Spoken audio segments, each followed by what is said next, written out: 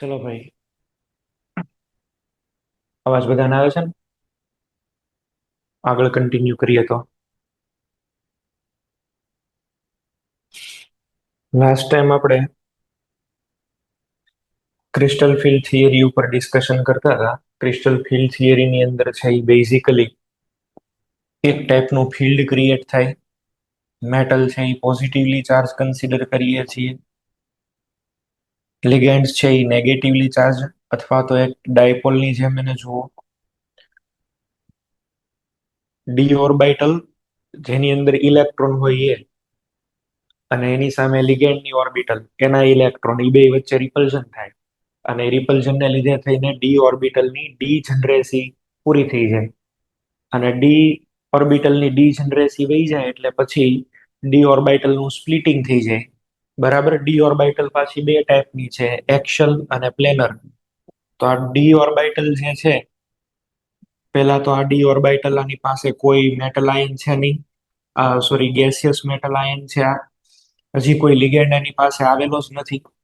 તો ગેસિયસ સ્ટેટમાં તો હજી કોઈ લિગેન્ડ આવ્યો નથી, કોઈ રિપલ્ઝન નથી. જેવો આની પાસે લિગેન્ડ આવશે એટલે આની એનર્જી થોડીક અપલિફ્ટ થશે ડ્યુ ટુ રિપલ્ઝન. લિગેન્ડ આવશે એટલે થોડીક એનર્જી ઇન્ક્રીઝ થઈ. બરાબર. અહીંયા આગળ હજી લિગેન્ડ પ્રોપરલી પહોંચ્યા નથી, ડીજનરેટ તો હજી છે જ. પણ હવે શું થશે? હવે જો એ લિગેન્ડ એક પર્ટિક્યુલર જ્યોમેટ્રીમાં એરેન્જ થાય, હવે તો ભાઈ લિગેન્ડ છે એ ઓક્ટાહેડ્રલ ફિલ્ડ બનાવશે ને. અને જેવું ઓક્ટાહેડ્રલ ફિલ્ડ બને, જેવું આ ઓક્ટાહેડ્રલ શેપ બને એટલે અહીંયા આગળથી છે એ ભાગ પડી જશે. બે ઓર્બિટલ્સ છે એ ઉપર વહી જશે. આ ઉપર આવી ગઈ છે એ કઈ કઈ છે સાહેબ? તો કે d z square, d x square minus y square. અને આને શોર્ટ ફોર્મમાં શું કહેવાય? ઈજી. ત્રણ ઓર્બિટલ્સ એવી હશે કે જે નીચે આવી જશે. આ કયા કયા? પ્લેનર. અને પ્લેનરમાં D x Y, D Y Z, D Z X. આને શું બોલીએ આપણે? T two G. અને આપણે છે એ શું બોલીએ? T two G. હવે ઈજી અને ટી ટુ જી વચ્ચે કેટલું સ્પ્લિટિંગ થયું છે, એ સ્પ્લિટિંગ ને બતાવવા વાળો પેરામીટર એટલે એને શું કહેવાય? Delta O. Splitting parameter.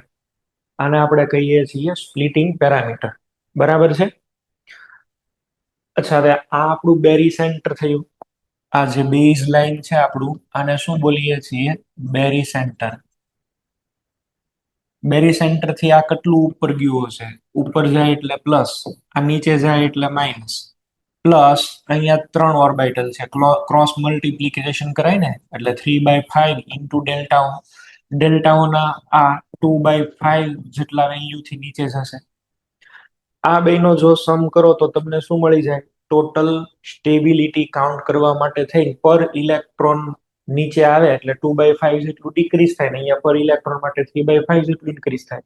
તો આ બેનો જો આપણે સમ કરીએ તો એ જે વેલ્યુઝ આપણને મળે એને કહેવાય CFSE, crystal field stabilisation energy.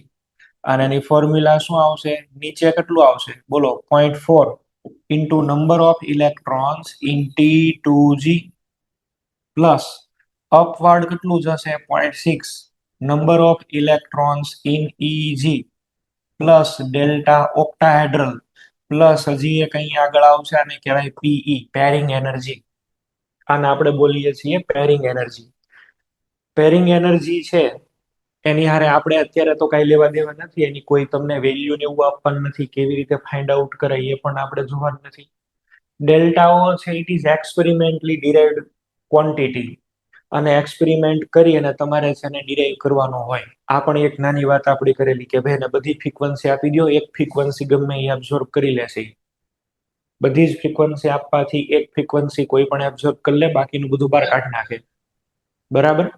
અને બોલો. ડેલ્ટા 0 છે ત્યાં પ્લસ ની મલ્ટીપ્લાય આવશે. સોરી, હા, અહીંયા મલ્ટીપ્લાય હશે. મેં આ પી લખવામાં ભૂલ કરી દીધી છે. હા, ઇન્ટુ ડેલ્ટા ઓ. બરાબર છે. કાલે આપણે આવું જ લખ્યું હતું ને. એટલે ડેલ્ટા ઓ એની હારે મલ્ટીપ્લિકેશન ની અંદર, અને આ એક્સપેરિમેન્ટલી ડિરાઇવ્ડ ક્વોન્ટિટી છે. આ કેવી રીતે આપણે મેઝર થાય એ મેં તમને કીધું હતું. એક લિગેન્ડ જેની માટે તમારે ડેલ્ટા ઓ મેઝર કરવો હોય અને ટિટાનિયમ સાથે જોઈન્ટ કરી દો. TiH2O6+3 આપણે બનાવી અને પછી એક ગ્રાફ આપણે બનાવેલો સ્પેક્ટ્રોમીટર ની અંદર કઈ ફ્રીક્વન્સી એ મેક્સિમમ એબ્ઝોર્પ્શન થાય છે એ આપણે આની માટે ચેક કરવાનું. તો કે સાહેબ આની માટે આપણને વેવ નંબર કેટલા મળે છે? આની માટે વેવ નંબર હતો 20300. આ વેવ નંબર સેન્ટીમીટર ઇનવર્સ. આને તમે એનર્જીમાં કન્વર્ટ કરી દો એટલે એનર્જીમાં કન્વર્ટ કરવાથી તમને જે તે લિગેન્ડ માટે થઈ અને ડેલ્ટા ઓ ની વેલ્યુ મળશે. આવું આપણે ડિસ્કશન કરેલું. ડીડી ટ્રાન્ઝિશન નો યુઝ કરીને આપણને આ મળે, બરાબર. અને ડીડી ટ્રાન્ઝિશન નો યુઝ કરી અને આપણે છે જો કોઈ સિરીઝ બનાવીએ તો એ સિરીઝને શું કહેવાય? સ્પેક્ટ્રોકેમિકલ સિરીઝ. અને સ્પેક્ટ્રોકેમિકલ સિરીઝ છે એ બહુ ઇમ્પોર્ટન્ટ છે, એ તમારા લોકો યાદ રાખવી જરૂરી છે. સ્પેક્ટ્રોકેમિકલ સિરીઝની અંદર જનરલાઇઝેશન શું હતું? પહેલા હેલોજન. હેલોજન બધા છે એ આ બાજુ આવી જશે. હેલોજન એની પછી કોણ આવશે? ઓક્સિજન વાળા, એની પછી નાઇટ્રોજન વાળા અને પછી કાર્બન વાળા. સૌથી સ્ટ્રોંગ લિગેન્ડ કાર્બન વાળા છે, COCN. પછી નાઇટ્રોજન વાળા છે, EDTA છે, NH3 છે, ઇથેન 1,2 ડાયમાઇન આ બધા અહીંયા આગળ આવશે. ઓક્સિજન વાળામાં H2O ઓક્ઝિલેટો બધા અહીંયા આવશે. આમાં ફ્લોરાઇડ છે, ક્લોરાઇડ, બ્રોમાઇડ એ બધા અહીંયા આગળ આવશે. પણ આ બાજુ તમે જશો એમ લિગેન્ડ આવતા જશે સ્ટ્રોંગ ફીલ લિગેન્ડ. આ બાજુ આવશો તો લિગેન્ડ આવતા જશે WFL weak field ligand. Strong field ligand છે તો એ શું કરી શકે? Strong field ligand always spin pair કરે, પેરિંગ કરી નાખે ને. આ પણ આપણે વાત કરી હતી. એટલે આ બાજુ જ આવે લો સ્પિન કોમ્પ્લેક્સ, આ બાજુ આવીએ તો હાઈ સ્પિન કોમ્પ્લેક્સ, આવી બધી વાત. પછી આ બેની રિલેટિવ કમ્પેરિઝન ની પણ વાત થયેલી આપણે એક, બરાબર. શું વાત થઈ હતી? તો જુઓ અહીં આગળ આપણને વીક ફીલ્ડ લિગેન્ડ આપેલો છે અને ફીલ્ડ છે ઓક્ટાહેડ્રલ. નીચે તો આવશે T2G. વીક ફીલ્ડ લિગેન્ડ છે તો સેપરેશન બહુ ન થાય, સેપરેશન જાજુ નથી. જો તમે છે એ સ્ટ્રોંગ ફીલ્ડ લિગેન્ડ લ્યો છો તો there is much more separation. Separation અહીંયા આગળ બહુ વધારે થાય.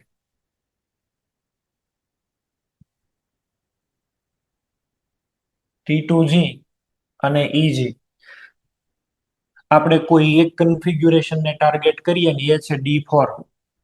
આ બે વચ્ચેનો ડિફરન્સ એટલે આને કહીએ ડેલ્ટા ઓ, ઓક્ટાહેડ્રલ. ડેલ્ટા ઓક્ટાહેડ્રલ ઓછો છે, પેરિંગ એનર્જી વધારે છે. અહીંયા આગળ એની કરતા રિવર્સ થશે.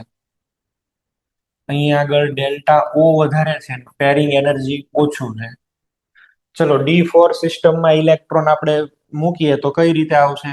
પેલા ઇલેક્ટ્રોન છે એ તમારે અહીંયા આગળ મૂકવાના, 1 2 3, પછી 4th નંબરનો ઇલેક્ટ્રોન ઉપર આવી જશે. આની અંદર છે એ જો આપણે જોઈએ તો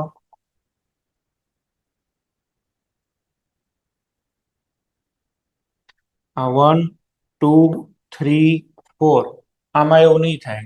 આમાં પેરિંગ કરી દેવાનું 1 2 3 અને 4. કન્ફિગ્યુરેશન શું બની? T2G4 EG0. આમાં કન્ફિગ્યુરેશન શું આવી જશે? T2G3 EG1. આમાં આવી રીતે લખી દો. એટલે આવી રીતે છે એ તમારે વીક ફિલ્ડ અને સ્ટ્રોંગ ફિલ્ડ. આના ક્વેશ્ચન્સ પણ આપણને આપેલા છે. આના ક્વેશ્ચનની તમને ભરપૂર પ્રમાણમાં મળશે એટલે અહીં આગળ બતાવું છું ક્વેશ્ચન.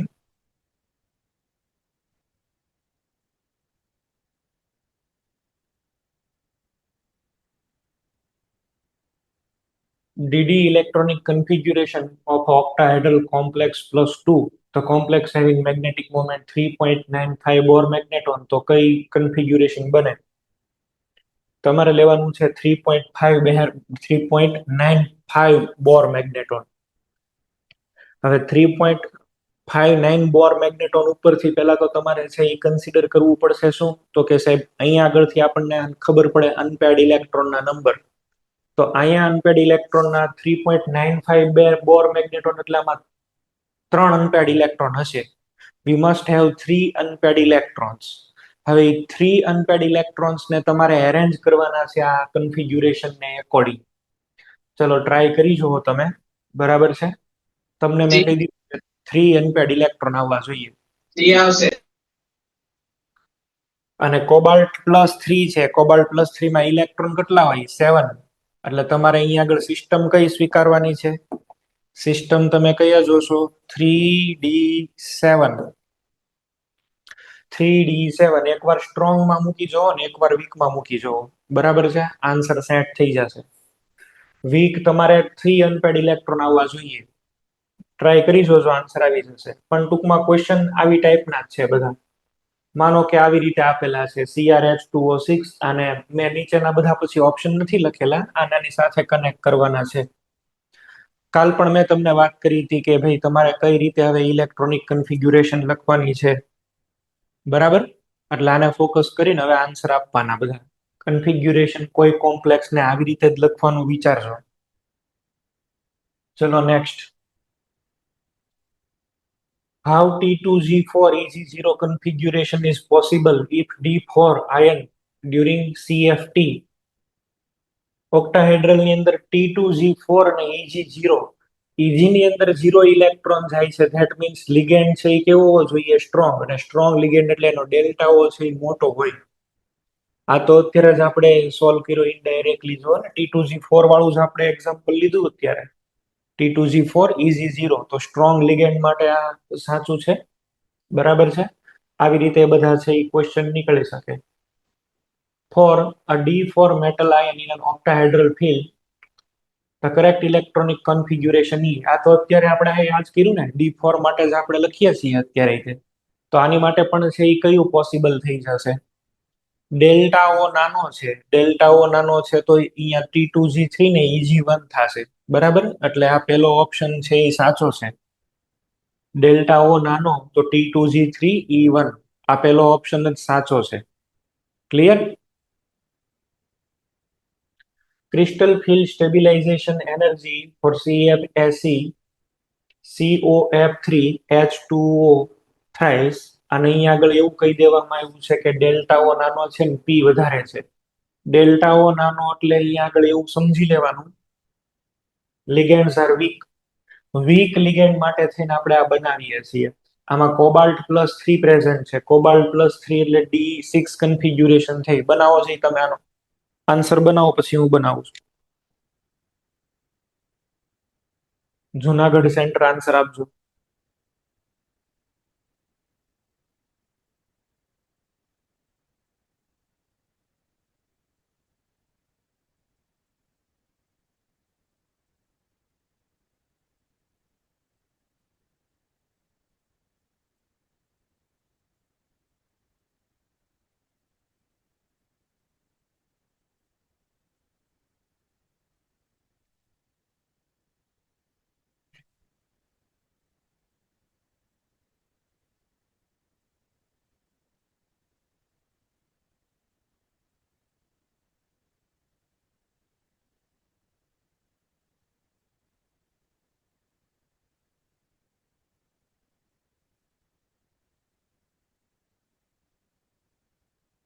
ચલો, બની ગયો આન્સર.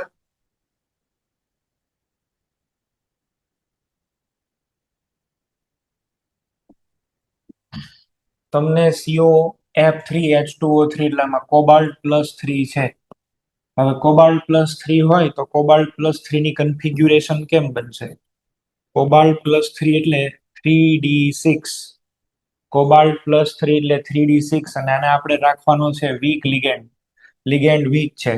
વીક લિગેન્ડ હોય તો હવે આપણે અહીંયા આગળ ભાગ પાડીએ. કેવી રીતે આપણે છે એ સ્પ્લિટિંગ કરશું? નીચે આવી જશે 3 ઓર્બિટલ, ઉપર અહીંયા આગળ આવશે 2. કેટલા ઇલેક્ટ્રોન મૂકવાના છે? 6. તો 6 ઇલેક્ટ્રોન મૂકો તો આ 1 2 3. વીક લિગેન્ડ છે તો ઇલેક્ટ્રોન ઉપર જશે 4 5, અને અહીંયા આગળ 6. અહીંયા આગળ આવે છે 6. આવી રીતે આપણને લખેલું છે. હવે અનપેડ ઇલેક્ટ્રોન કેટલા મળે છે? અહીંયા આગળ નીચેનામાં અનપેડ એક ઇલેક્ટ્રોન નીચે જાય તો કેટલો ડિક્રીઝ થાય? 0.4. એક ઇલેક્ટ્રોન નીચે જાય તો 0.4 જેટલો ડિક્રીઝ થાય, અને એક ઇલેક્ટ્રોન ઉપર જાય તો 0.6 જેટલો ઇન્ક્રીઝ થાય. અહીંયા ઇન્ક્રીઝ થાય એની વેલ્યુ કેટલી છે બોલો? બે ઇલેક્ટ્રોન એટલે +1.2. ડાઉન થાય એવા કેટલા છે અહીંયા આગળ? ડાઉન થાય એવા કેટલા છે? 1 2 3 અને 4. 4 ઇલેક્ટ્રોન નીચે ગયા, એકની વેલ્યુ 0.4, તો અહીંયા આગળ કેટલી થશે? 0.4 × 4 એટલે કેટલા થઈ ગયા? -1.6. 1.2 અપ ગયું અને -1.4 ડાઉન ગયું, તો નેટ વેલ્યુ શું આવશે? ટોટલ આ બે વચ્ચેનો ડિફરન્સ CFSE કેટલો આવશે? કયો છે? CFSE is equal to -0.4. 0.4 આ આવ્યું. 0.4 ને ઇન્ટુ ડેલ્ટા હો તો હશે જ. ઇન્ટુ ડેલ્ટા હો. હવે જે હું કહું છું એ સાંભળજો ભાઈ. હવે જે હું કહું છું એ સાંભળજો. અહીંયા આગળ એક તમને પેરિંગ દેખાય છે. એક તમને પેરિંગ દેખાય છે. D6 કન્ફિગ્યુરેશન એટલે આ હતું જો. આ 1 2 3 4 5 અહીંયા 6. આમાં એક પેર તો હતી જ અને આમાં એક પેર આવી. એક પેર આમાં ઓલરેડી છે તો અહીંયા આગળ એડ ન થાય. જે નવી પેર બને ને એ જ તમારે એડ કરવાની હોય. રૂલ શું છે? જે નવી પેરિંગ એનર્જી ડેવલપ થાય એ તમારે કન્સિડર કરવાની. અહીંયા તો એક પેર તો છે જ ઓલરેડી, એટલે અહીંયા આગળ હું કાંઈ એડ નહીં કરું. અહીંયા આગળ હું કાંઈ એડ કરવાનો નથી. માની લો કે અહીંયા આગળ છે તમે એવું ધારો કે D7 હોત. D7 તમને મળ્યું હોત 3D7, તો 3D7 માંથી અહીંયા આગળ છે, અહીંયા પેરિંગ થાય. હજી હું કોઈ વસ્તુ એડ નહીં કરું. અહીંયા આગળ પેર હોય, અહીંયા આગળ પેર હોય અથવા તો અહીંયા પેર ન હોય ને આમાં બને ને તો તમારે એડ કરવાના. નવા કોણે ને નવો યુગ્મ બને ને એને જ ખાલી કન્સિડર કરવાનો. જૂના વાળાને કોઈ પ્રાયોરિટી નથી. જેમ કે આની જગ્યાએ હું સ્ટ્રોંગ લિગેન્ડ કન્સિડર કરી લઉં છું. Considering it as a strong ligand. Strong ligand સ્વીકારી લ્યો આને. ચલો તો શું થાય બોલો? જો તમે આને સ્ટ્રોંગ લિગેન્ડ સ્વીકારો તો આ 1 2 3 4 5 6 અને એક અહીંયા 7. અચ્છા, અહીંયા તો 2 છે, આમાં 3 છે, તો એક વધારે છે આની કરતા. એક વધારે છે તો અહીંયા હું એડ કરીશ PE અથવા તો P. આની કરતા કેટલા વધારે છે ને અહીંયા એડ કરવાના. 2 પેર તો ઓલરેડી છે જ, એની 2 પેર નીચે આવે છે, ઈ કઈ વેલ્યુ નો કહેવાય. નવું પેરિંગ થાય ને, નવું પેરિંગ ઈ અહીંયા આગળ આપણે મૂકવાનું હોય. બરાબર છે? આ સમજા મારી વાત? નવા પેરિંગ ને જ જોવાના. ઓલરેડી જે વાંઢો હોય ને કોણે એની અંદર બેન્ડ વાજા વાગે. પછી 2 વખત લગ્ન કરી લીધા હોય, ત્રીજી વાર તો પછી કઈ બેન્ડ વાજા ન વાગે. તમારે નવા કયા પેર બન્યા ને એ જ ખાલી કન્સિડર કરવાના, એની વેલ્યુ લખવાની થાય. બરાબર છે? માનો કે જો હું અહીંયા આગળ લઉં છું 3D5 અને સ્ટ્રોંગ લિગેન્ડ લઉં છું.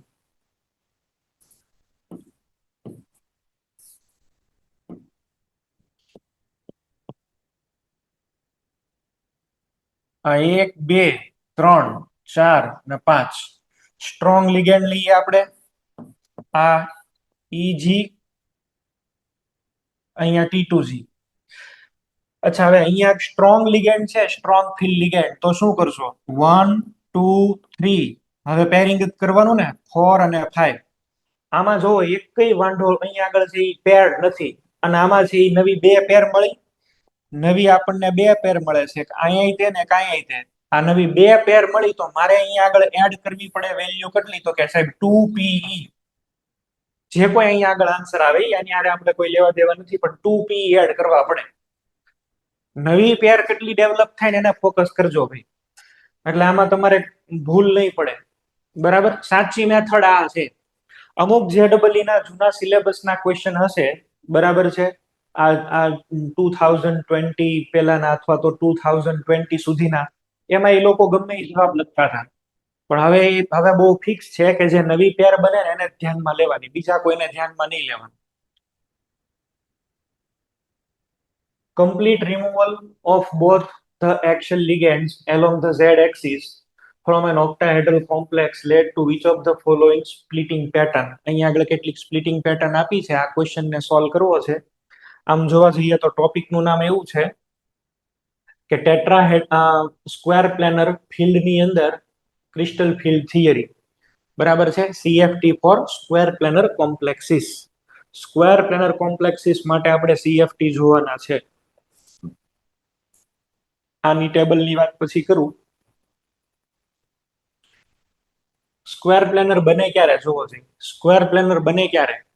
હું એક કામ કરું છું, આ ઉપરનો લિગેન્ડ અને નીચેનો લિગેન્ડ બે રિમૂવ કરી દઉં છું. આ બે લિગેન્ડ રિમૂવ, તો અંદર કયો શેપ બચ્યો? Square planar. આ તો ઝેડ એક્સિસ છે ને, તો removing the electrons from Z axis we will have square planar complexes. Z axis ઉપરના બે લિગેન્ડને રિમૂવ કરી દો એટલે આપણને છે એ શું મળશે? સ્ક્વેર પ્લેનર કોમ્પ્લેક્સ મળશે. આર્યુ અહીંયા આગળ આ જે મેં શેપ ડ્રો કરેલો છે, આ ઉપરના ઉભા બે લિગેન્ડ એને રિમૂવ કરી દો. એને તમે જેવા રિમૂવ કરી દેશો એટલે આપણને શું, કઈ જ્યોમેટ્રી મળશે? Square planar. તો આપણે એવું જ કરીએ. ચલો આને થોડુંક બધું જોવા દઉં છું.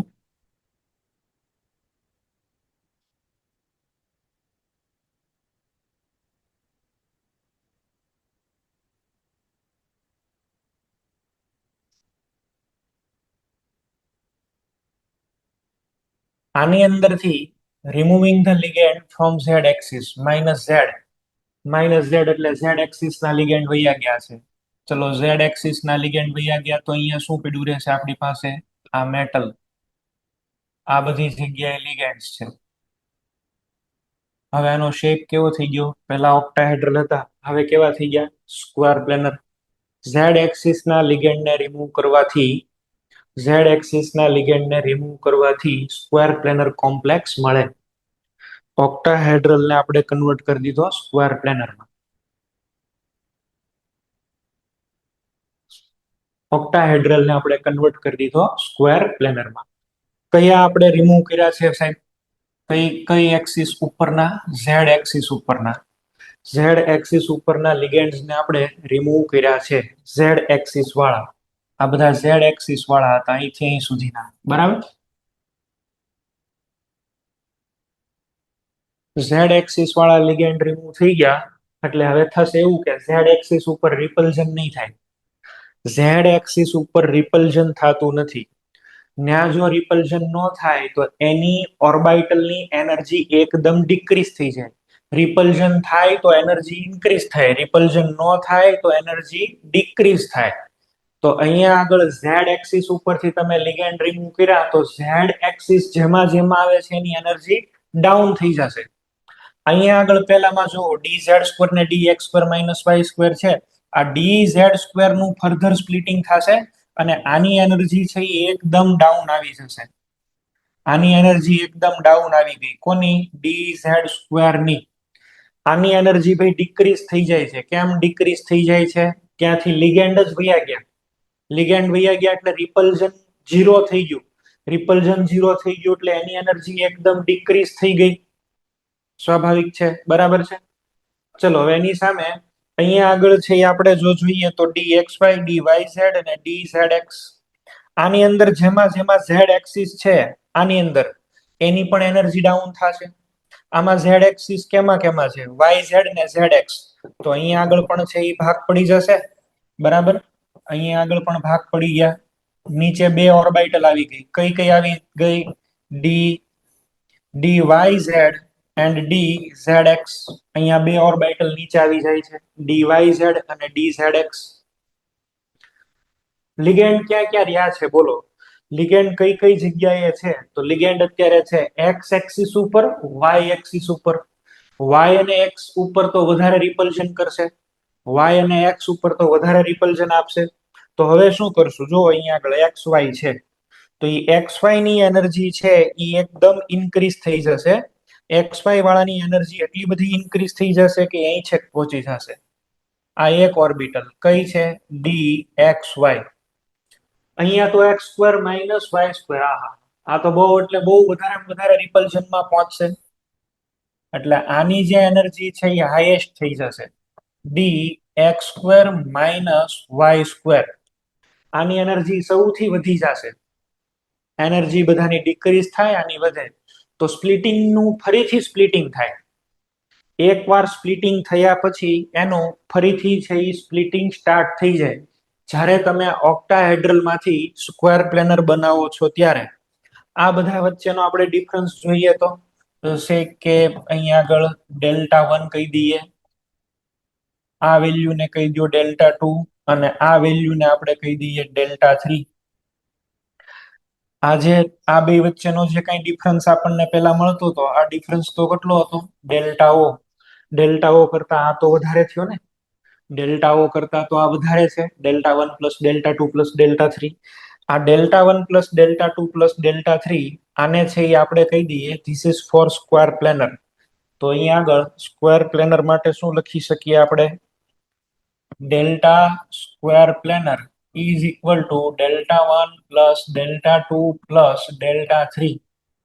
અને એવું પણ કહેશું delta square planar is greater than delta o. Generally આ વેલ્યુ છે એ 1.3 ટાઈમ વધારે હોય છે ઓક્ટાહેડ્રલ કરતા. ઓક્ટાહેડ્રલ કરતા આ વેલ્યુ કેટલી વધારે હોય છે? 1.3 ટાઈમ વધારે છે એ હોય છે. આ બધા નોટ ડાઉન કરો. સ્ક્વેર પ્લેનર કોમ્પ્લેક્સ કેવી રીતે બને એ મેં તમને સમજાવ્યું. તમે અહીંથી લખશો ને તોય ચાલશે. આ ઓક્ટાહેડ્રલ નું ફરીથી સ્પ્લિટિંગ એટલે આપણને મળે સ્ક્વેર પ્લેનર. ઓક્ટાહેડ્રલ ના ફરીથી સ્પ્લિટિંગ એટલે આપણને મળશે સ્ક્વેર પ્લેનર. અને સ્ક્વેર પ્લેનર નું સ્પ્લિટિંગ છે એ વધારે થાય કોની કરતા? ઓક્ટાહેડ્રલ કરતા. આ નોટ ડાઉન કરો બધા.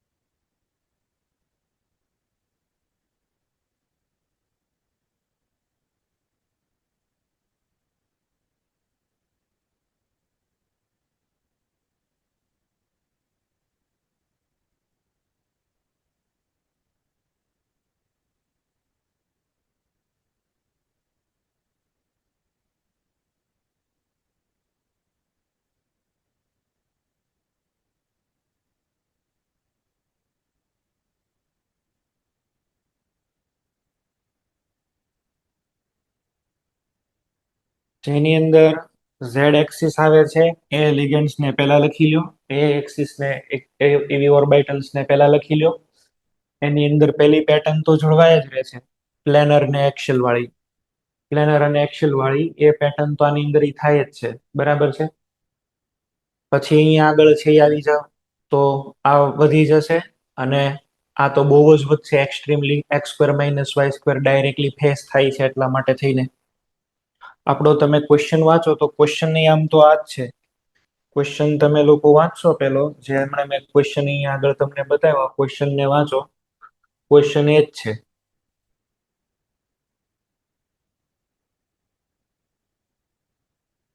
Complete removal of the axial ligands along the z-axis from an octahedral complex leads to which of the following splitting pattern? તો કઈ પેટર્ન મળે? હાઈએસ્ટ ઉપર કોણ આવશે? X square minus y square. આની અંદર તો ઝેડ સ્ક્વેર છે એટલે સી ઓપ્શન કેન્સલ. હવે આ ત્રણ માંથી એક હોઈ શકે. એકદમ નીચે કઈ આવશે? બે ઓર્બિટલ આવશે જેમાં ઝેડ એક્સિસ હોય એવા. આમાં નથી આવતી, આની અંદર આવે છે જો ડી. પણ અહીંયા આગળ છે એ એક્સ ઝેડ અને વાય ઝેડ છે, આ પણ નહીં આવે. આપણે છે એ કઈ લેવાની છે? ડી એક્સ વાય અને d Y Z. D x y અને ડી વાય ઝેડ. પર આની અંદર કઈ છે આ આન્સર આવવો જોઈએ, તો આમાં અહીંયા આગળ લખેલી છે. અહીંયા કઈક મિસ્ટેક થઈ ગઈ લાગે છે. ડી એક્સ વાય અને d Y Z. D x y અને ડી વાય ઝેડ. થોડુંક ચેન્જ કરીને લખી દઉં છું ભાઈ પ્રોપર. આન્સર તમારો આવશે આ. અહીંયા આગળ આવશે d x Y, D Y z અને ડી ઝેડ એક્સ. તો બરાબર જ છે. એક્સ ઝેડ લખ્યું છે મેં, બાકી વાય ઝેડ એક્સ ઝેડ લખો તોય ચાલે, બરાબર જ છે. ઓકે, આ આન્સર છે. આ આન્સર આવશે, બરાબર. હાઈએસ્ટ તમારે છે એ કયું? જેમાં જેમાં ઝેડ એક્સિસ આવે છે એને નીચે લઈ લો. એટલે અહીંયા નીચે લીધા, એની પછી ઝેડ સ્ક્વેર, પછી એક્સ વાય અને સૌથી ઉપર x square minus y square. તો ટેટ્રાહેડ્રલ સ્પ્લિટિંગ ની પેટર્ન થઈ ભાઈ, સ્ક્વેર પ્લેનર સ્પ્લિટિંગ ની પેટર્ન થઈ. અને યાદ શું રાખવાનું મેં તમને કહી દીધું, ક્વેશ્ચન આના કહી દીધા મેં તમને. હવે અહીંથી તમને એ ખબર પડી જાય, અહીંયા આગળ છે આપણને ખબર પડી જાય. જો આ square planar is greater than octahedral always. Square planar greater than octahedral always. તો જ્યારે પણ ક્યારેય સ્ક્વેર પ્લેનર કોમ્પ્લેક્સ બને ને, એ થોડાક વધારે કોમ્પ્લેક્સ છે, એનો ડેલ્ટા નીકળે છે. આનો મિનિંગ ઇનડાયરેક્ટલી હવે શું થયો, આ પોઈન્ટ ઉપરથી આપણે એવું કહી શકીએ કે સ્ક્વેર પ્લેનર ની અંદર લિગેન્ડ જે હોય ને ઇવન મોર સ્ટ્રોંગ થઈ જાય. ઓક્ટાહેડ્રલમાં માની લો કે સાયનાઇડ છે, ઓક્ટાહેડ્રલમાં સાયનાઇડ છે, અને સાયનાઇડ સ્ક્વેર પ્લેનરમાં છે. તો સ્ક્વેર પ્લેનર વાળો સાયનાઇડ હોય ને એ સ્ટ્રોંગ વધારે બને. ટૂંકમાં જો લિગેન્ડની સ્ટ્રેન્થ વેરિયેબલ હોય, લિગેન્ડની strength complex to complex variable હોય. તમે એવું સમજો કે કોઈ વોટર છે, is a weak ligand in octahedral field, પણ સ્ક્વેર પ્લેનરમાં એ સ્ટ્રોંગ થઈ જાય. કેટલો સ્ટ્રોંગ થાય? 1.3 ટાઈમ. 1.3 ટાઈમ લિગેન્ડ સ્ટ્રોંગ થઈ જાય. જ્યારે સેમ લિગેન્ડ સ્ક્વેર પ્લેનર ની અંદર એન્ટર થાય તો, સ્ક્વેર પ્લેનર જ્યોમેટ્રી બનાવે તો. અને એટલા માટે થઈને તે સ્ક્વેર પ્લેનર જ્યોમેટ્રી બનાવી કોણ શકે? જે સ્ટ્રોંગ હોય એ. વીક લિગેન્ડ ક્યારે સ્ક્વેર પ્લેનર જ્યોમેટ્રી પસંદ કરતા નથી. યાદ કરો, DsP2 હાઇબ્રિડાઇઝેશન ક્યારે થાય? સ્ટ્રોંગ લિગેન્ડ હોય તો. આપણે આવું તો શીખ્યા હતા, આવું તો આપણે જોયું હતું. જો યાદ કરજો, NiCl4-2, આમાં હાઇબ્રિડાઇઝેશન તો કે સાહેબ sp3 વીક લિગેન્ડ છે. એની સામે અહીંયા શું લીધું? NiCN4-2, આ કયો છે? Strong field ligand. અને આમાં હાઇબ્રિડાઇઝેશન DsP2. આમાં શેપ ટેટ્રાહેડ્રલ, આમાં સ્ક્વેર પ્લેનર. સ્ક્વેર પ્લેનર આવી ગયો છો, strong ligand square planar. Strong ligand જ સ્ક્વેર પ્લેનર કોમ્પ્લેક્સ બનાવી શકે, વીક વાળા ન બનાવી કે કોઈ દિવસ. તો આ એક પોઈન્ટ અહીંથી શીખવા આપણને મળે. સેકન્ડ એક ઇમ્પોર્ટન્ટ પોઈન્ટ તમને કહું છું. તમે ટોપ ટુ બોટમ જ્યારે જાઓ છો, ટોપ ટુ બોટમ પિરિયોડિક ટેબલમાં, માની લો કે ક્રોમિયમ વાળો ગ્રુપ છે, ક્રોમિયમ, મોલિબ્ડેનમ, ટંગસ્ટન. તો તમને એ તો આઈડિયા છે જ. અહીંયા આગળ 3D ઓર્બિટલ આવે, અહીંયા 4D આવે, અહીંયા 5D આવે. 3D 4D 5D, size of the orbital increases. અને સાઇઝ ઓફ ઓર્બિટલ ઇન્ક્રીઝ થાય તો રિપલ્જનની જે જેને કહેવાય મેગ્નેટ્યુડ ઓફ રિપલ્જન, ઈ પણ બદલાતું જાય. અને એ બદલાય એટલે શું થાય? આની કરતા આમાં ડેલ્ટાઓ વધારે નીકળે, એની કરતા 4D માં ને એની કરતા 5D માં ડેલ્ટાઓની વેલ્યુ ઇન્ક્રીઝ થતી જાય. 3D માં જે ડેલ્ટા હોય ને એની કરતા 4D માં વધે, 4D કરતા 5D માં ડેલ્ટાઓ વધે, ભલે સેમ લિગેન્ડ હોય તોય. સેન્ટ્રલ મેટલ એટમ છે એ ટોપ ટુ બોટમ જાવ ને ડેલ્ટાઓ ઇન્ક્રીઝ થતો જાય. એક આ પણ પોઈન્ટ અહીંયા આગળ નોટ ડાઉન કરું છું. Delta octahedral for 4D is greater than delta octahedral. Delta એટલે તો અહીંયા કોઈ પણ ડેલ્ટા, સ્ક્વેર પ્લેનર ના લઈ શકો કોઈ પણ. ઇન જનરલ લખું તો 4D નો વધારે ડેલ્ટા નીકળશે 3D કરતા, અને આની કરતા આનો વધારે નીકળે 5D. એક એવું જોવા મળે છે કે delta 4D is almost 1.5 of delta 3D. આ નોટ ડાઉન કરો ભાઈ, આ નોટ ડાઉન કરો. 4D નો ડેલ્ટા છે એ વધારે હોય છે, 4D વાળાનો ડેલ્ટા વધારે હોય છે. કેટલો? 1.5 time that of 3D. 3D કરતા 4D નો ડેલ્ટાઓ 1.5 ટાઈમ્સ વધારે હોય. એક્ઝામમાં સીધું તમને એવું આપશે કે ક્રોમિયમના એક કોમ્પ્લેક્સની વેલ્યુ ડેલ્ટાઓની એટલી છે, તો મોલિબ્ડેનમની કેટલી થાય? તમારે 1.5 કરી દેવાનો, આન્સર આવી જશે. તમારે ડાયરેક્ટ 1.5 લખી દેવાનું, ઇન્ટુ મલ્ટીપ્લાય કરી દો, આન્સર આવી જશે.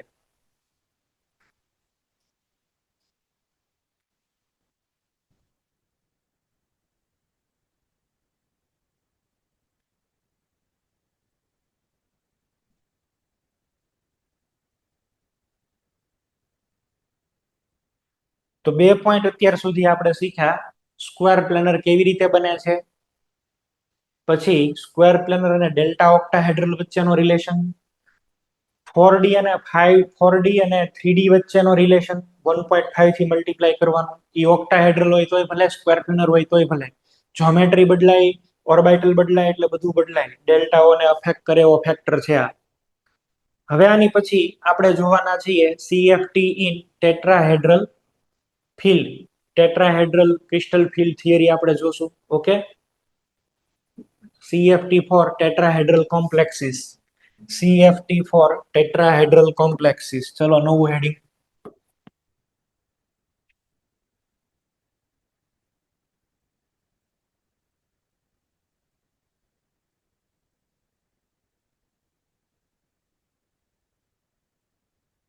ટેટ્રાહેડ્રલ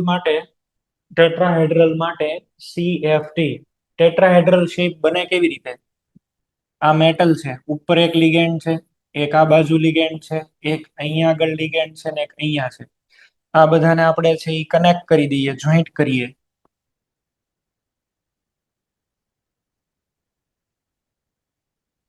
આ દેખાણા ટેટ્રાહેડ્રલ. આ ટેટ્રાહેડ્રલ આપણને શો થયું. આ ટેટ્રાહેડ્રલમાં આપણે ડી ઓર્બિટલ્સ ને રિપલ્ઝન માટે જોવી બહુ ડિફિકલ્ટ પડે. તો આપણે એક કામ કરીએ. For the systematic study, place this octahedral tetrahedral in regular cube. ક્યુબની અંદર આપણે એને ફિટ કરો. એક ક્યુબ લઈને અને આ શેપને એની અંદર ફિટ કરી દો, ઓટોમેટિક બધું થઈ જશે. તો હવે ક્યુબને લઈને અહીંયા આગળ ફિટ કરવો હોય તો આપણે આવું કરીએ. એક ક્યુબ બનાવું છું, તમે લોકો જોશો એટલે તમને આઈડિયા આવી જશે.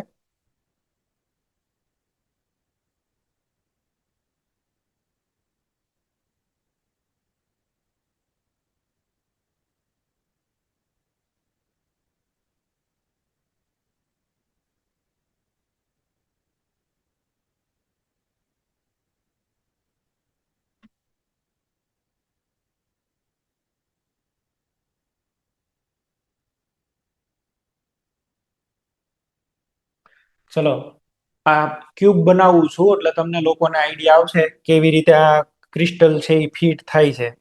બરાબર. આ એક ક્યુબ બનાવ્યો આપણે. આ રેગ્યુલર એક ક્યુબ છે. આની અંદર આપણે જે ટેટ્રાહેડ્રલ ને મૂકવાનો છે, ટેટ્રાહેડ્રોન ને. કેવી રીતે મૂકશો એ પણ અહીંયા આગળ સમજાવું છું.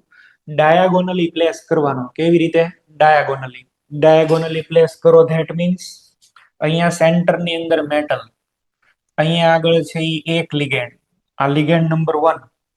અહીંયા આગળ લિગેન્ડ નંબર 1 એક્ઝેક્ટ આનો ડાયાગોનલ એટલે આ થશે. અહીંયા સેકન્ડ લિગેન્ડ, એનો ડાયાગોનલ એટલે આ પોઈન્ટ થાય. અને આનો ડાયાગોનલ એટલે આ થશે. All ligands are arranged diagonally. બધા જ લિગેન્ડ એકબીજાના ડાયાગોનલમાં છે. જો બધા જ એકો એક, બધા એકબીજાના ડાયાગોનલ ની અંદર ફિટ થયેલા છે. આ દેખાવું જોઈએ. હવે આ બધાને આપણે છે એ લિગેન્ડ ની સાથે જોઈન્ટ કરીએ તો આવી રીતે છે એ જોઈન્ટ થશે. બરાબર.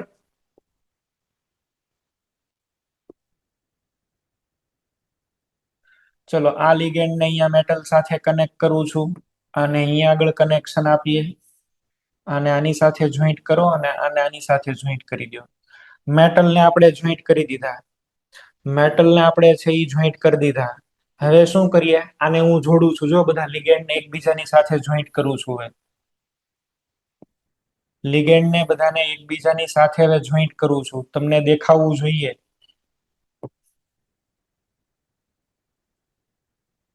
આ દેખાય છે? આ આખી અરેન્જમેન્ટ તમે છે એ જોશો તો તમને પ્રોપર આઈડિયા આવશે. હજી થોડુંક ડાર્ક કરી દઉં એટલે તમને એકદમ પરફેક્ટ અહીંયા આગળ વિઝ્યુલાઇઝેશન આવે. ચલો, આને આની સાથે કનેક્ટ કરીએ અને આની સાથે જોડી દઈએ. અને આની સાથે આને અહીંયા આગળ જોઈન્ટ કરીએ. આ બેને આવી રીતે છે એ જોઈન્ટ કરી દો. અને આને આની સાથે છે એ જોઈન્ટ કરી દો. જો આખો આ જે ઓક્ટાહેડ્રલ હતો ને, આ ટેટ્રાહેડ્રલ, એ આમાં ફિટ થઈ ગયો. આ દેખાય છે?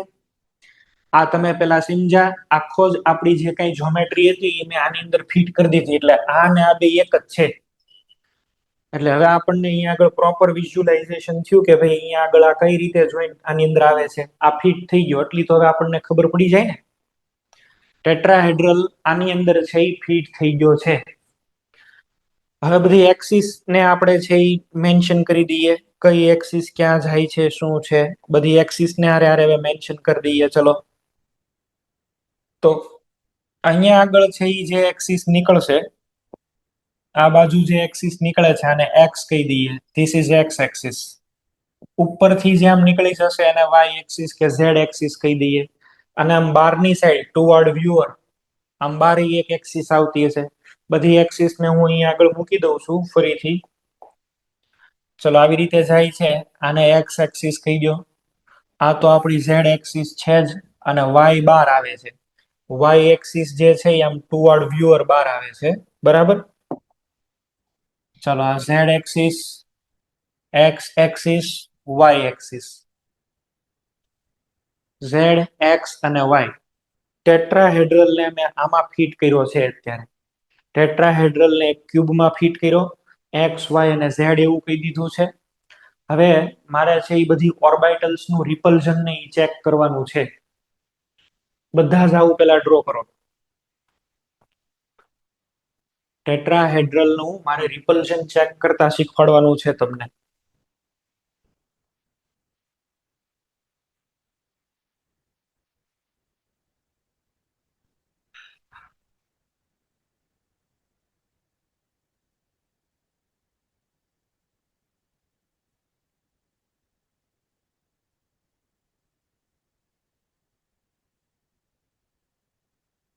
રિપલ્ઝન નું મેગ્નિટ્યુડ તમને છે હું કેલ્ક્યુલેટ કરતા હમણાં શીખવાડું છું. Splitting in tetrahedral complex. તો ટેટ્રાહેડ્રલ ને પેલા તો પ્રોપર તમારે આની અંદર વિઝ્યુલાઇઝ કરવો પડે, તો જ આન્સર આવશે. નહીતર આ ખબર નહીં પડે કેમ થાય છે.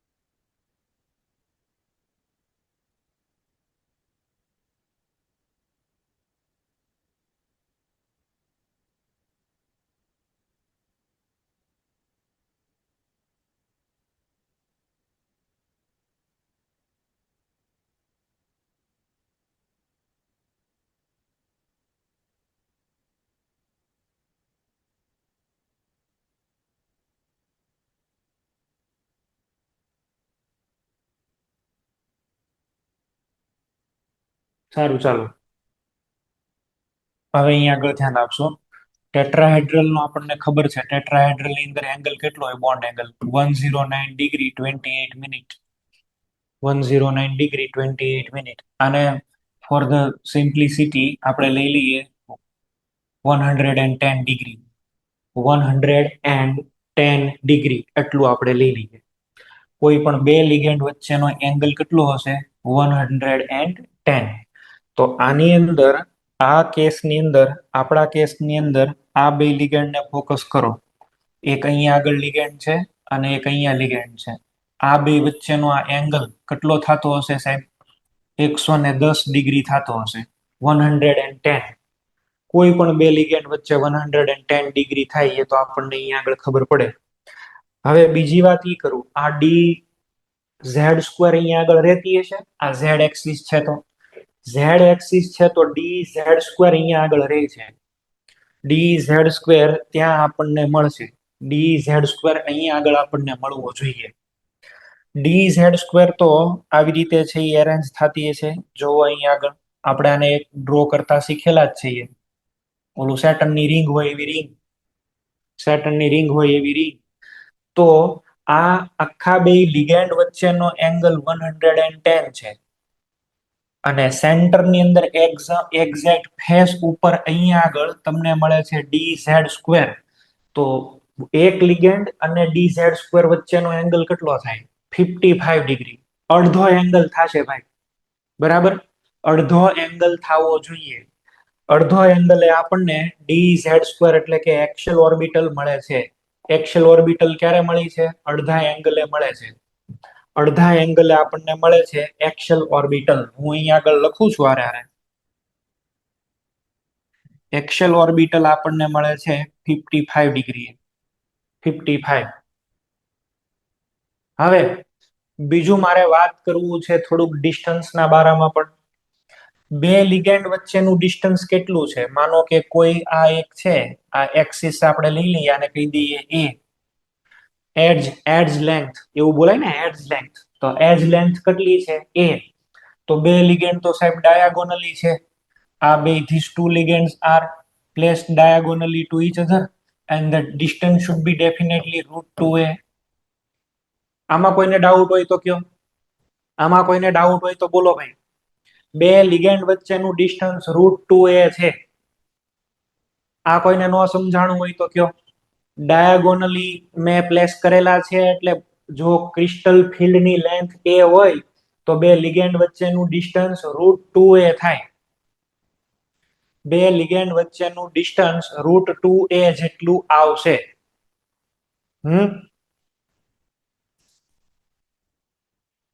અચ્છા, આપણે તો કોઈ એક એક્સિસ થી લિગેન્ડ નું ડિસ્ટન્સ લેવાનું. તો કોઈ એક્સિસ થી લિગેન્ડ વચ્ચેનું ડિસ્ટન્સ કેટલું થાય? બોલો, ચાલો તમે કહો.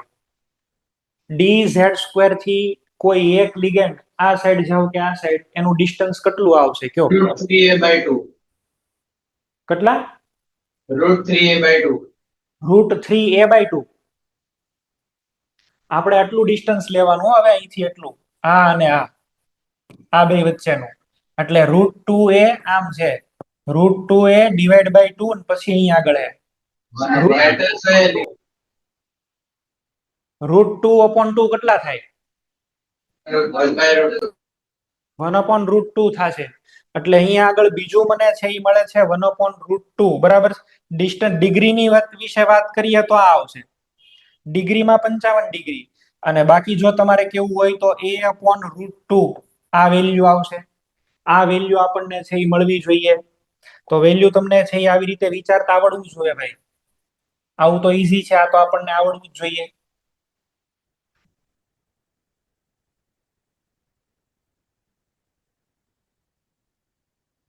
ચલો, તો બે લિગેન્ડ એક્સિયલ લિગેન્ડની અંદર, એક્સિયલ લિગેન્ડની જો આપણે વાત કરતા હોઈએ તો બે એક્સિયલ લિગેન્ડની અંદર બે લિગેન્ડ વચ્ચેનું ડિસ્ટન્સ કેટલું છે? તો કે 55 ડિગ્રી, અથવા તો a/√2 જેટલું થશે. a/√2 જેટલું થશે. આ મેં તમને લેન્થની અંદર પણ કીધું ને ડિગ્રીની અંદર પણ કીધું. ડિગ્રીમાં કીધું ને લેન્થની અંદર પણ કીધું, બે કહી દીધું. હવે મારે વાત કરવી છે એક્સિયલ ઓર્બિટલની તો વાત થઈ ગઈ. હવે આપણે વાત કરીએ પ્લેનર ઓર્બિટલની. પ્લેનર ઓર્બિટલ જે છે એમાં પેલા ડિસ્ટન્સની વાત કરી દઉં. આખું તો તમને એજ લેન્થ ખબર છે, અહીંથી તે અહીં સુધી કેટલું છે? a. અહીંથી તે અહીં સુધી કેટલું મળે છે? a. હવે તમને એ તો ખબર પડે ને કે આ આખી લેન્થ એ છે. પ્લેનર ઓર્બિટલ તો એક્ઝેક્ટ પ્લેનની અંદર અરેન્જ થાય, એક્ઝેક્ટ વચ્ચે પ્લેનમાં અરેન્જ થાય. આપણે કોઈ એક પ્લેન વચ્ચે લઈએ સેન્ટરમાં, એકદમ એક પ્લેન સેન્ટરમાં હું બનાવું છું, જો આવી રીતે. આ દેખાણું પ્લેન? એકદમ એક વચ્ચે પ્લેન બનાવું છું. અને પ્લેનર ઓર્બિટલ એટલે લિગેન્ડ છે ઈ બે એક્સિસ ની વચ્ચે આવે. તો અહીંયા આગળ આવશે, અહીંયા આગળ આવશે, આવી રીતે. આ પ્લેનર ઓર્બિટલ બનાવી લો મેં. પ્લેનર ઓર્બિટલ તો એકદમ વચ્ચે આવી રીતે અરેન્જ થાય. આખું ડિસ્ટન્સ કેટલું છે? a. એનું અડધું લિગેન્ડ થી એટલું ઉપર. એટલે આ તમને મળશે a/2a. આ તમને મળશે a/2a. તો પેલા તો આ ક્લિયર થઈ ગયું, a/2a. a/2. અચ્છા, a/2 એટલે કેટલા કહેવાય? 0.5a કહેવાય. કેટલા કહેવાશે? 0.5a. a/√2 કરો એટલે આ તમને છે એ મળશે ઓલમોસ્ટ 0.7a. 0.7a. હવે તમને ખબર પડવી જોઈએ કયા લિગેન્ડ દૂર અને કયા લિગેન્ડ નજીક. પ્લેનર લિગેન્ડ જે છે ને, પ્લેનર ઓર્બિટલના લિગેન્ડ ઈ a થી 0.5a છે. અને એક્સેલ વાળા 0.7 એક્સેલ વાળા દૂર છે અને પ્લેનર વાળા નજીક છે. ઓલા કરતા એક્ઝેક્ટ રિવર્સ કેસ થઈ ગયો. પેલા કરતા એક્ઝેક્ટ રિવર્સ કેસ થઈ ગયો. મેગ્નીટ્યુડ ની અંદર મેં કેલ્ક્યુલેશન ને એવું કરેલું છે. ઈ જો આપણે કેલ્ક્યુલેશન ને એવું કરીએ ને તો આ તમને મળશે 35 ડિગ્રી. ડિગ્રીમાં તમને પ્લેનર ઓર્બિટલ મળશે 35 ડિગ્રી અને ડિસ્ટન્સ બેઝ વાત કરો તો 0.5 એક્સેલ 0.7 અને 55 ડિગ્રી. બધા નોટ કરો ભાઈ. આ એનસીઆરટી માં આવું નથી લખેલું. એનસીઆરટી માં આવું કઈ નથી લખેલું. એનસીઆરટી માં ડાયરેક્ટલી કીધું છે કે રિવર્સ થશે. પણ રિવર્સ કેમ થાય છે એ મેં તમને અહીંયા આગળ મેન્શન કરી દીધું. બરાબર. ડિસ્ટન્સના બેઝિસ ઉપર વાત કરો તો 0.7 અને 0.5 એટલે આનો મિનિંગ એવો થયો કે એક્સેલ ઉપર રિપલ્ઝન છે એ ઓછું થશે અને પ્લેનર ઉપર રિપલ્ઝન વધારે થશે. એક્ઝેક્ટ રિવર્સ કેસ કરવાનો છે હવે તમારે. આ બે ડેટા લખી લ્યો. કેમ આવે છે એ મેં તમને સમજાવ્યું. બરાબર.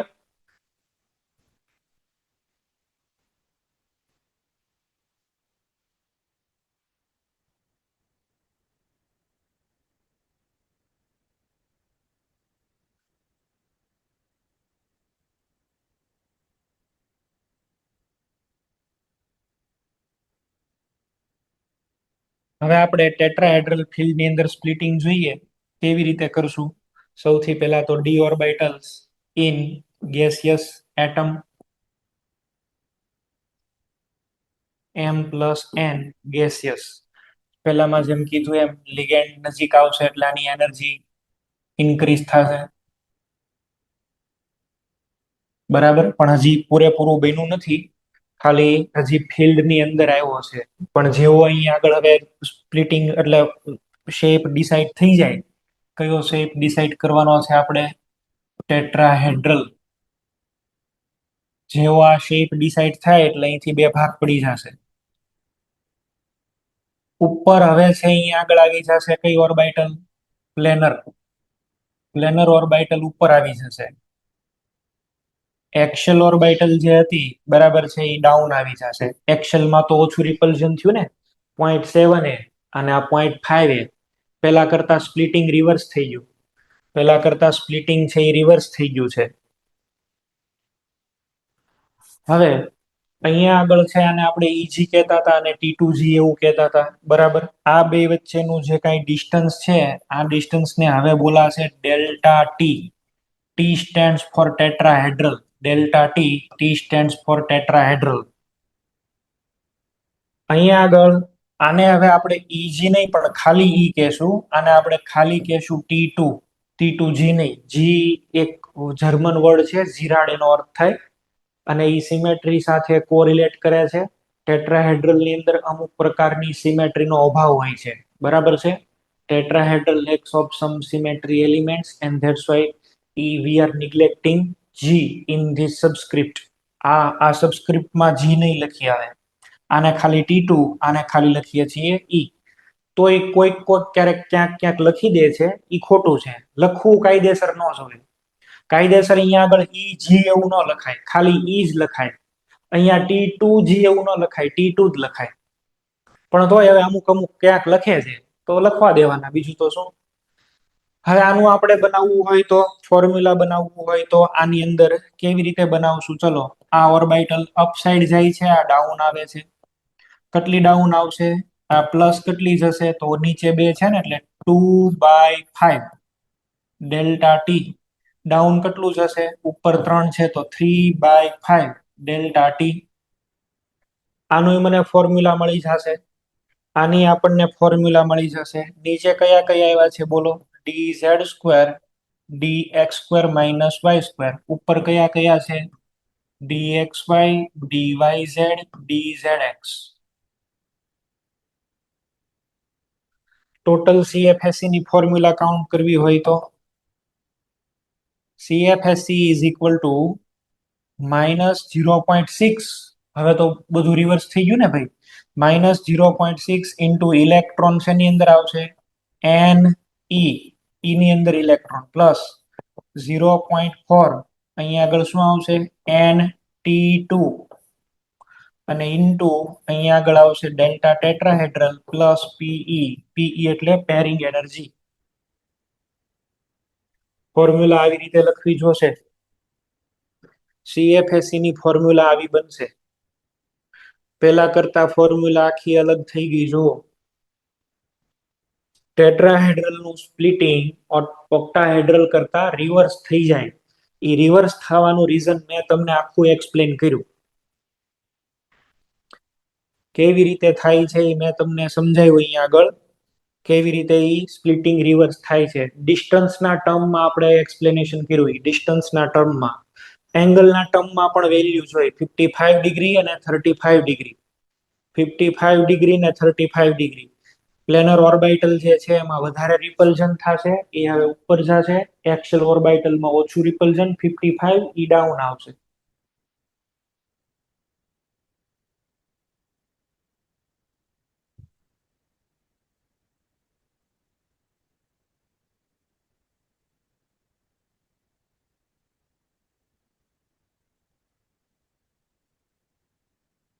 ચલો નેક્સ્ટ. હવે આપણે એવું કરીએ, આપણે સ્ક્વેર પ્લેનર ઓક્ટાહેડ્રલ વચ્ચે રિલેશન મેળવો. હવે આપણે એવું કરીએ, ટેટ્રાહેડ્રલ અને ઓક્ટાહેડ્રલ નો રિલેશન લાવીએ. ટેટ્રાહેડ્રલ અને ઓક્ટાહેડ્રલ વચ્ચેનો રિલેશન આપણે છે એ જોઈએ. આ કેવી રીતે હવે લાવવાનું, આ કેવી રીતે આપણે સોર્ટ આઉટ કરશું. Relation between tetrahedral, relation between delta T and delta O. આ બે વચ્ચેમાં રિલેશનશિપ લાવવાનો છે. પેલા તમે લોકો ટ્રાય કરો, પછી હું તમને શીખવાડું. તમને જે વિચાર આવે એ તમે એપ્લાય કરો. આ બે વચ્ચે રિલેશન લાવવા માટે શું કરવું જોઈએ. રાજકોટ સેન્ટર તમે જવાબ આપશો.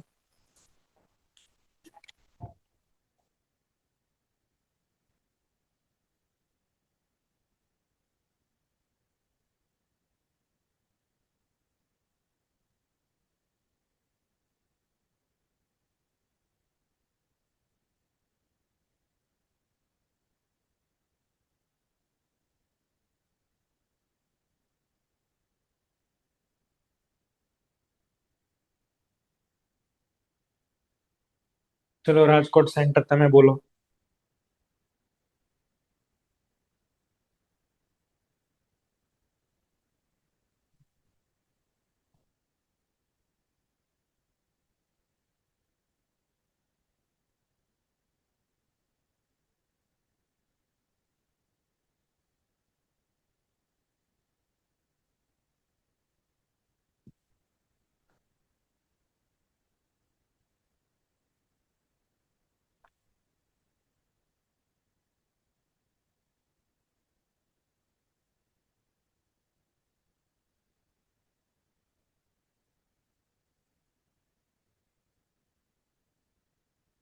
આ બે વચ્ચે રિલેશનશિપ આપણે એસ્ટાબ્લિશ કરવા માટે શું વિચારવું જોઈએ. બરોડા ભૈલી,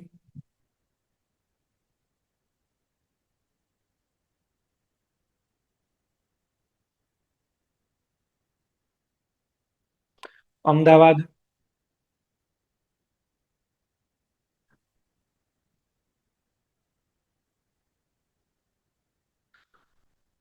ભુજ સેન્ટર,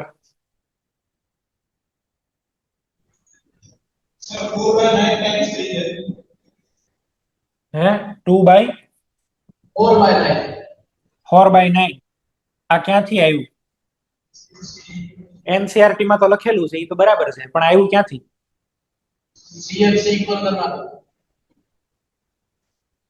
કેવી રીતે આવે, કેવી રીતે આવે. મારો આ જ ક્વેશ્ચન છે. આ 4/9 ફિગર આવ્યો ક્યાંથી. આવી રીતે તમે કહો છો ને કે delta T is equal to 4/9 of delta O. આ એનસીઆરટી માં આપેલું છે, પણ આ આવ્યું ક્યાંથી. CFC ઇક્વલ ટુ આમ.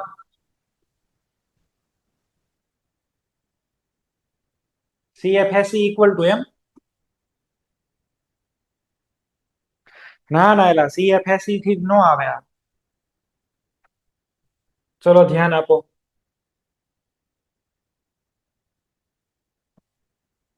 પેલી વાત તો ઈ કે અહીંયા આગળ આપણી પાસે એક છે ML4 કોમ્પ્લેક્સ અને બીજો આપણી પાસે કોમ્પ્લેક્સ છે ML6. આ ટેટ્રાહેડ્રલ કહેવાય, આ ઓક્ટાહેડ્રલ કહેવાય.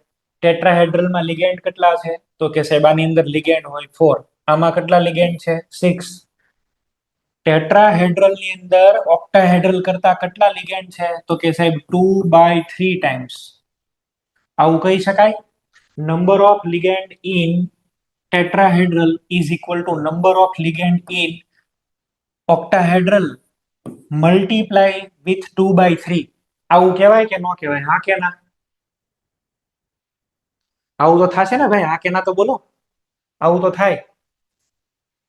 ML4 ની અંદર કેટલા લિગેન્ડ છે ML6 કરતા? કયો જઈ?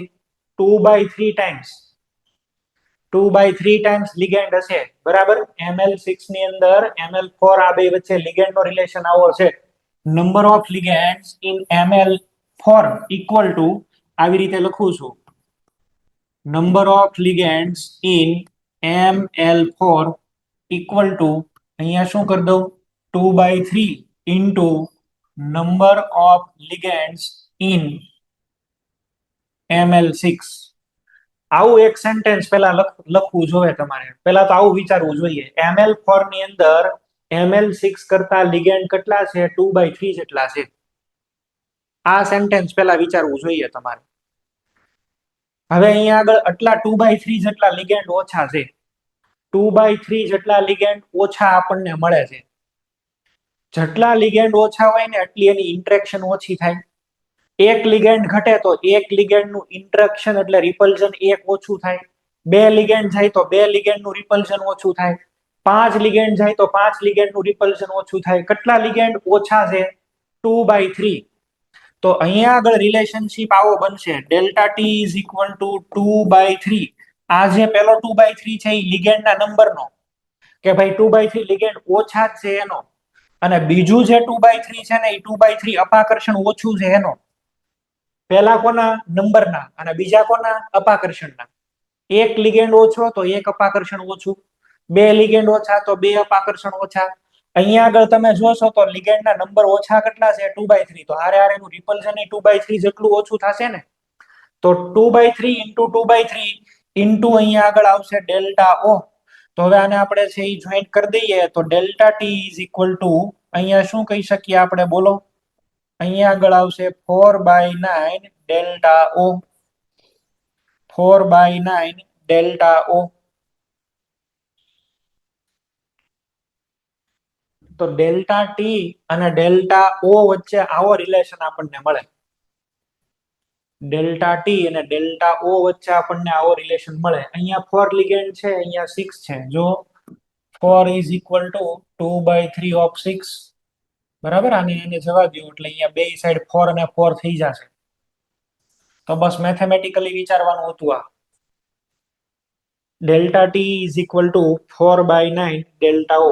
જેટલા લિગેન્ડ ઓછા છે એ તો આવે જ, પણ હારે હારે એનું રિપલ્ઝન એટલું ઓછું, એટલે delta T is equal to 4/9 that of delta O. અચ્છા, અહીંથી આગળથી આપણે શું કહેશું? બોલો સર બોલો. 2/3 નો ગુણાકાર જ શું કામ આવ્યો? મલ્ટિપ્લિકેશન જ આવે ને. જેટલા લિગેન્ડ ઓછા છે એટલા એના ફિલ્ડ ડિક્રીઝ થાય, તો મલ્ટિપ્લિકેશન જ આવે ને. સરવાળો થોડો આવેલા. જેટલા લિગેન્ડ ઓછા થયા એટલું રિપલ્ઝન નહીં ઘટ્યું સામે.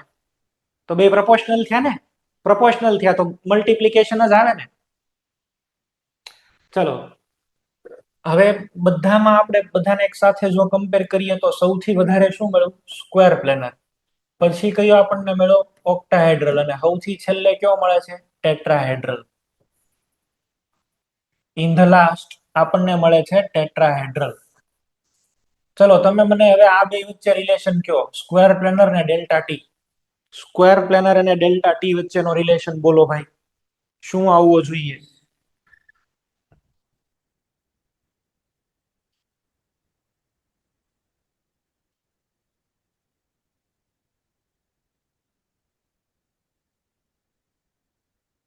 સ્ક્વેર પ્લેનર ને ડેલ્ટા ટી.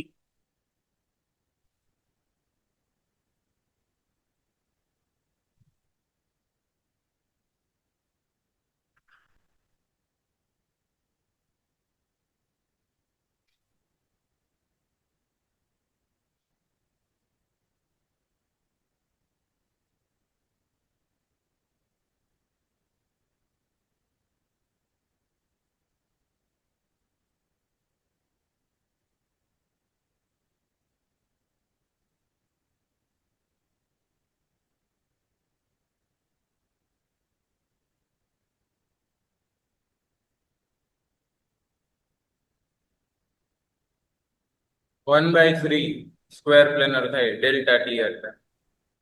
ઓકે,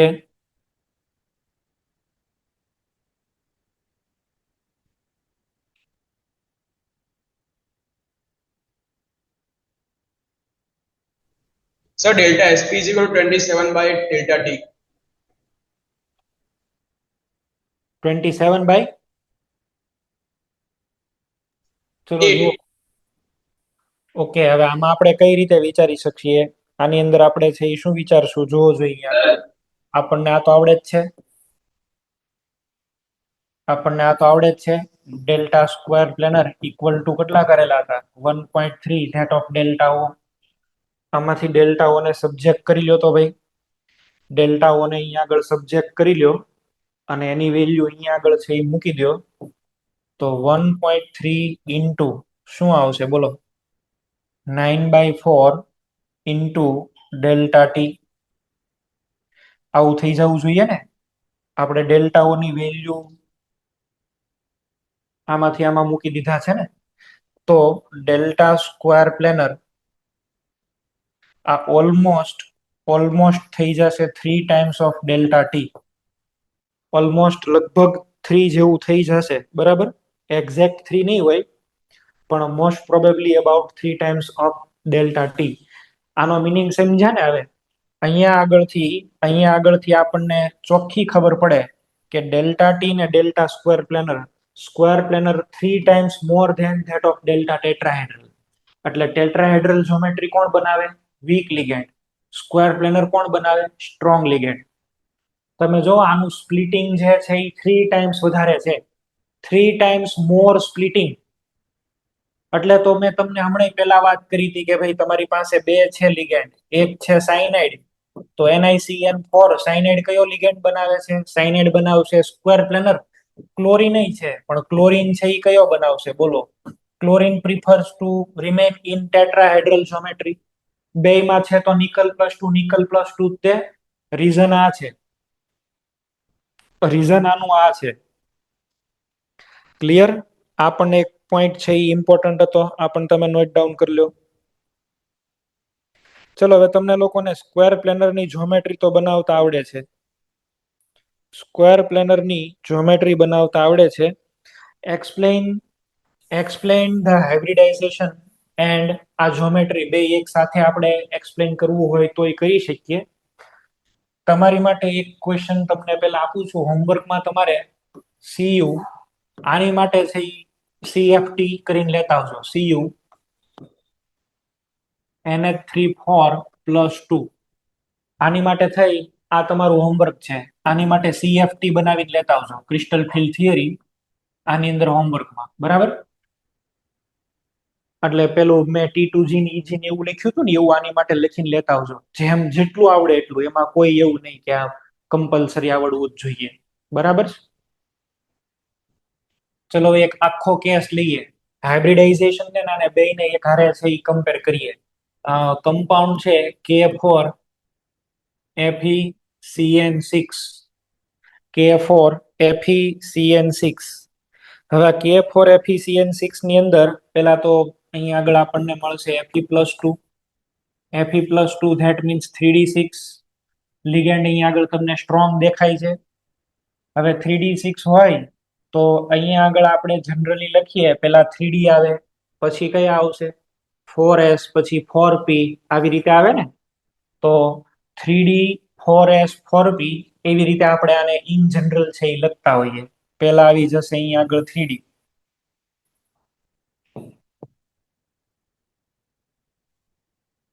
આમાં 6 ઇલેક્ટ્રોન, 5 અને આ 6. એની પછી ઉપર અહીંયા આગળ છે એ શું આવે બોલો? અહીંયા આગળ આવી જશે 4s અને એની ઉપર અહીંયા આગળ છે એ આવશે 4p. આવી રીતે જનરલી આપણે અરેન્જ કરતા હોઈએ, આવી રીતે આપણે અરેન્જ કરીએ છીએ. હવે આ 3D ની અંદર તો તમે જાણો છો એમ સ્પ્લિટિંગ થઈ જશે. આના તો આ 3D મારે એકચ્યુઅલી આમ નહીં લખાય. 3D ની જગ્યાએ હવે હું બે ભાગ પાડીને લખું છું. કયા બે પાર્ટ પડી જશે બોલો? અહીંયા 3D ના બે પાર્ટ પાડીને આપણે બોલીએ છીએ. ઉપરની સાઈડ કયું આવશે? Eg નીચે કઈ આવી જશે T2G આ આવી ગયા Eg અહીંયા આગળ T2G લિગેન્ડ કેવો છે સ્ટ્રોંગ લિગેન્ડ હોય જો સ્ટ્રોંગ લિગેન્ડ હોય તો ડેલ્ટા ઓ ની વેલ્યુ બહુ મોટી હોય તમારે 6 એ 6 લિગેન્ડ નીચે મૂકવાના છે આ 1 આ 2 આ 3 અહીંયા 4 આ 5 અને 6 આ રેડ કલર થી જે મેં મૂક્યા છે એ કોના ઇલેક્ટ્રોન છે મેટલના ઇલેક્ટ્રોન છે એઝ પર હાઇબ્રિડાઇઝેશન ને એકોર્ડિંગલી આપણે છે જો આન્સર લાવવાનો પ્રયત્ન કરીએ તો હવે શું આવશે હાઇબ્રિડાઇઝેશન ને એકોર્ડિંગ આવું થઈ જશે જો હાઇબ્રિડાઇઝેશન એકોર્ડિંગ અહીંથી આ બધા જે કાંઈ બાકી છે ને આ બધા જ અંદરો અંદર મિક્સ થઈ જશે કોણ મિક્સ થશે આ ઈજી ઓર્બિટલ ની અંદર ડી ઓર્બિટલ જ છે કેટલી આવશે બે કઈ આવે યાદ કરો આ શીખવાડ્યું છે કઈ છે dz² અને dx² - y². આ બે ઓર્બિટલ હાઇબ્રિડાઇઝેશન ની અંદર પાર્ટિસિપેશન કરશે અને હાઇબ્રિડાઇઝેશન ની અંદર પાર્ટિસિપેશન કર્યા હોવાથી આ બધા મિક્સ થઈ જશે કેટલા જોઈન્ટ કરવાના 6 ચલો અહીંયા આગળ સાયનાઇડ ના ઇલેક્ટ્રોન્સ આવશે આ 1 2 4 બરાબર આપણે 6 લિગેન્ડ મૂકવાના છે આ ક્રોસ થી કોના લિગેન્ડ શો કરેલા લિગેન્ડ સાયનાઇડ છે અહીંયા આગળ બધે આવી જશે સાયનાઇડ ભાઈ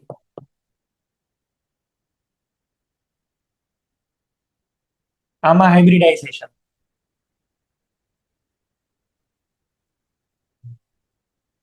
આ ઉપરનું બોક્સ બનાવ્યું છે એ તમારી બીબીટી અને નીચે વાળું EgT2G કરેલું છે એ તમારું CFT ની અંદર કોના ઇલેક્ટ્રોન મૂકવાના હોય મેટલના અને હાઇબ્રિડાઇઝેશનમાં કોના ઇલેક્ટ્રોન મૂકવાના હોય લિગેન્ડ્સના અચ્છા અનપેડ ઇલેક્ટ્રોન છે આની અંદર જો 0 મેટલના તો અનપેડ 0 થયા ને અને મેટલના અનપેડ 0 થયા n = 0 એટલે μ = 0 અને μ = 0 એટલે ડાયામેગ્નેટિક કોમ્પ્લેક્સ કહેવાય હાઇબ્રિડાઇઝેશન આમાં કયું થઈ ગયું તો કે સાહેબ અહીંયા આગળ D આ અંદરની છે ને 3D છે આ જે ઓર્બિટલ છે એ તો કઈ છે 3D બરાબર એટલે D2 હાઇબ્રિડાઇઝેશન અહીંયા આગળ D2 પછી કયો છે 4s અને અહીંયા આગળ આ D2sp3 કયો કોમ્પ્લેક્સ બનો inner orbital complex IOC inner orbital complex IOC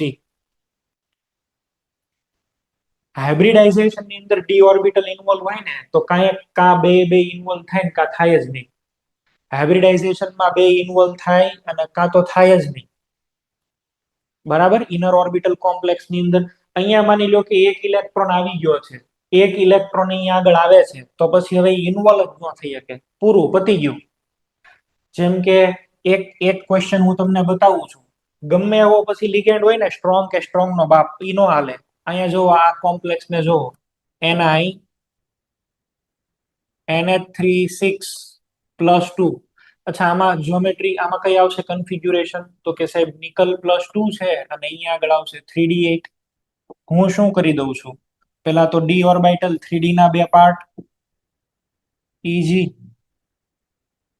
T2G મૂકો છે ચલો સ્ટ્રોંગ લિગેન્ડ લઈને કન્સિડર કરો 1 2 3 અહીંયા 4 5 6 શું આવ્યું 7 અને 8 હવે અહીંયા આગળ ઇલેક્ટ્રોન આવી ગયા એટલે હવે 3d ઓર્બિટલ જે છે 3d ઓર્બિટલ ની અંદર કોઈ પણ ટાઈપનું હાઇબ્રિડાઇઝેશન ન થાય ભલે આ સ્ટ્રોંગ લિગેન્ડ છે તોય તમારે હાઇબ્રિડાઇઝેશન ક્યાંથી સ્ટાર્ટ કરવાનું 4s થી અહીંયા 4s લ્યો પછી અહીંયા આગળ 4p લ્યો પછી અહીંયા આગળ 4d લ્યો હવે તમારે d ઓર્બિટલ યુઝ કરવાની પણ કોની યુઝ કરવાની છે 4d ની હાઇબ્રિડાઇઝેશન તમારું એટલામાં થશે જો આટલાને કન્સિડર કરી લો અને આમાં ઇલેક્ટ્રોન મૂકી દો જે એમોનિયા આવતા હોય 1 2 3 4 હાઇબ્રિડાઇઝેશન કયું થઈ ગયું સાહેબ sp3d2 આઉટર